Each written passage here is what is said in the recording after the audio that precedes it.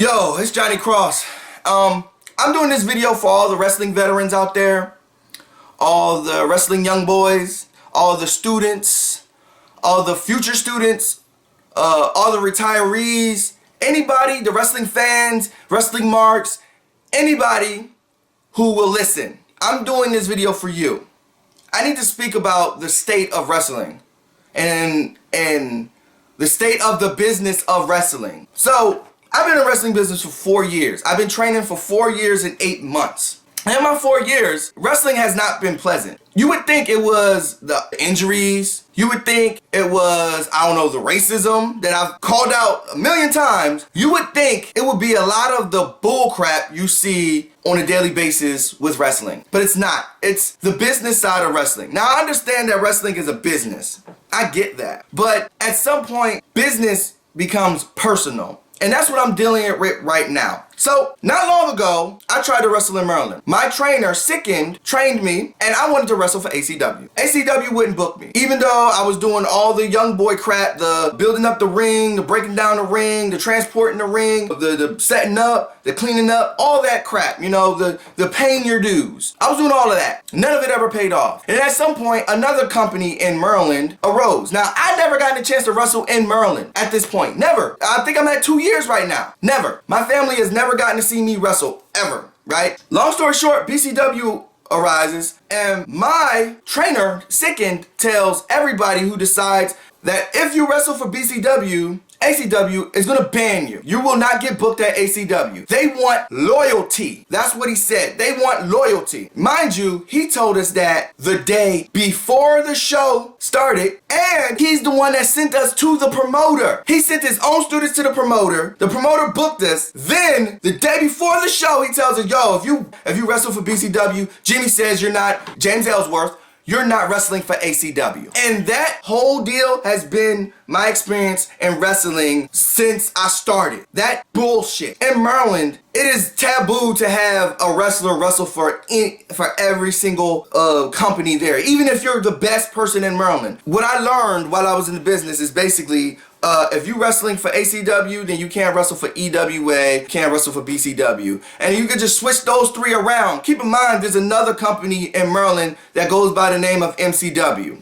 All of these companies are all beefing for whatever reason and is basically taking money out of the workers' pockets. That's been my experience. So now recently, I started a promotion in Washington, D.C. I'm going to do a video about the creation of this promotion and how it came to be and how it was an accident. It wasn't meant to be more than one show. I'm going to do that later. But right now, I'm just going to tell you about this bullcrap. So, DC not too long ago allowed wrestling to start happening in Washington, D.C. So, the very first company to spring up in D.C. was Primetime Pro Wrestling, right? I was a little salty because, damn, I wanted to bring wrestling back to my city because DC did not have wrestling for like 10 years. But these people reached out to me because they saw what I was doing with my Pan-African Championship. We chopped it up. We became friends. I was attached to another company that was supposed to be rising up in DC as well. They have never run in DC, but they consider themselves a DC company. I was with them.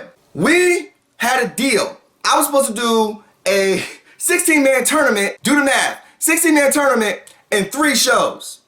He gave us 3 shows to get rid of 16 men. And not only that, we didn't just have 16 men. We had like 20 people.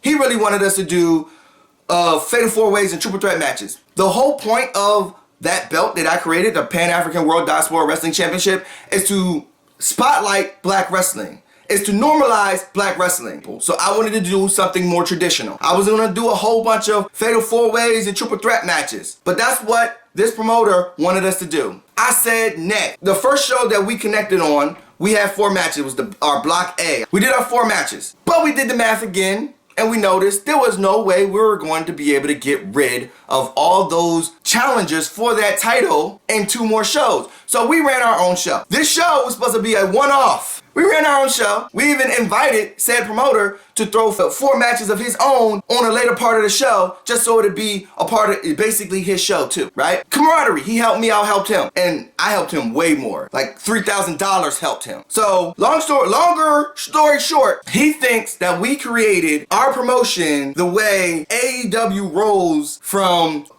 New Japan and ROH. He thinks we used them to separate, to get notoriety and leave. That's what he thinks. I don't know why he thinks that, because like, you're a new promotion. Nobody knows who you are. You can use James Ellsworth all you want. No one knows who you are. And if you're running to black people, the demographic that you're running for, black people don't know who James Ellsworth is unless they watch WWE. They don't. Anyway, he thinks we did him dirty. He thinks we were going to run a whole ass another promotion, right? That's not the case. We just wanted to get our Block A done and our Block B done, and then we can do 2 more shows where it's even for his shows, right? So that's not what happened. And because of this, there is now a tension between us. So in light of this, he removed us from his show, which was a whole 20 days later, without letting us know. Then he sent us 2 weeks later a termination of contract notice saying that he's re-forwarding it, that he actually forwarded it 3 days before our show, which he didn't. We got receipts. All the receipts. So we said, F it. We're gonna finish this tournament that we've been trying to put on for 2 years. And it just turned into a promotion right here in DC. I didn't want to do it. So we put our second show on February 15th. They put their second show on February 15th. Some of the guys that I came up with in backyard wrestling also got trained by Nick Sick and Taylor. And they told, that other company told those wrestlers that if they come and wrestle for us, then they can't wrestle for them anymore, right? They're banned over there if they come wrestle for us. Then today, I was contacted and told that somebody from his camp, matter of fact, that promoter offered to pay this person double to cancel on us the day before. The day before. So you're taking money out of talent's pockets, and now you're trying to sabotage other companies. A company that wouldn't even exist if you learned how to be an adult and talk to someone. This is egregious behavior. And no doubt he may have learned this behavior from the Marylan cats he run with. Because that's the very same behavior that was going on when I first started wrestling here that made me not want to stay here. That made me move on to MCW. Which is a billion times better than fucking ACW. That behavior, that underhandedness, that snake bullshit needs to die in wrestling. While I'm addressing that company, and while I'm addressing ACW, James Ellsworth, and maybe even Sickened if he's a part of it, I'm starting to think he is, because he hasn't even talked to me. That behavior is disgusting and sickening. I don't give a fuck if this is a fucking business. It's disgusting. You're taking money out of people's pockets. Imagine if the person he contacted wasn't a fucking good person and decided to go along with it and canceled the day before, the night of, and the next day. The funny thing is, because I have more connections than just one person, I would have still gotten the show off, dummy.